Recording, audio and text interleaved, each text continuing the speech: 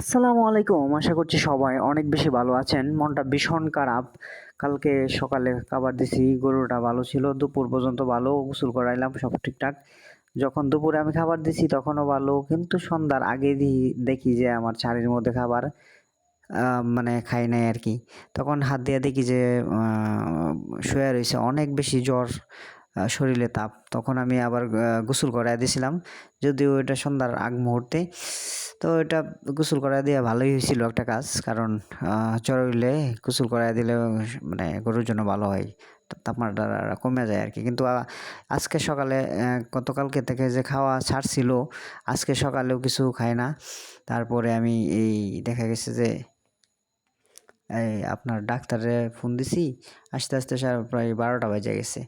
এই যে সে এখন খাইতেছে, মানে ইনজেকশন দেওয়ার পরেই দেখা গেছে যে সে খাওয়া শুরু করছে এবং গোসল করাইয়া দিছি। অনেকক্ষণ সময় গোসল করাইয়া দিছি। তো গরু অসুস্থ হইলে যারা খামারি বা গরু রাখে তাদের ভীষণ একটা টেনশন কাজ করে এবং খাওয়া-দাওয়া নিজেরও খাইতে মন চায় না। এটা আরও একটা বিষয় আজকে দেখলাম, আমি যাদেরকে ফলো করি বা ভিডিও দেখি, সফল কামারি সাইফুল ভাই এবং নাদিম এগ্রুর নাদিম ভাই, তাদের দুইজনের সাথে ২টা ইন্টারেস্টিং ঘটনা ঘটলো।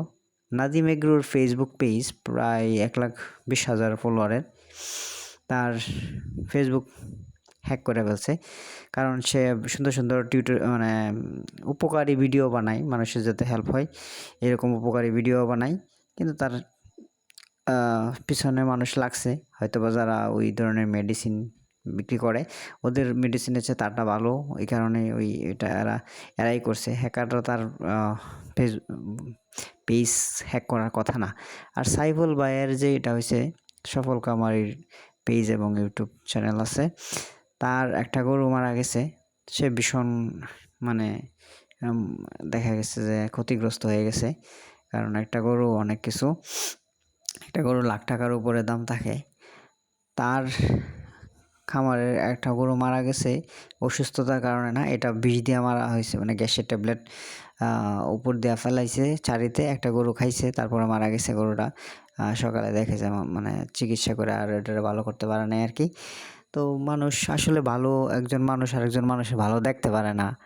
কারণ হইতেছে একজন উপরে উঠা গেলে তখন হিংসা হয় অনেক মানুষের। এই কারণে হয়তোবা সেই ক্ষতিগ্রস্তটা করছে।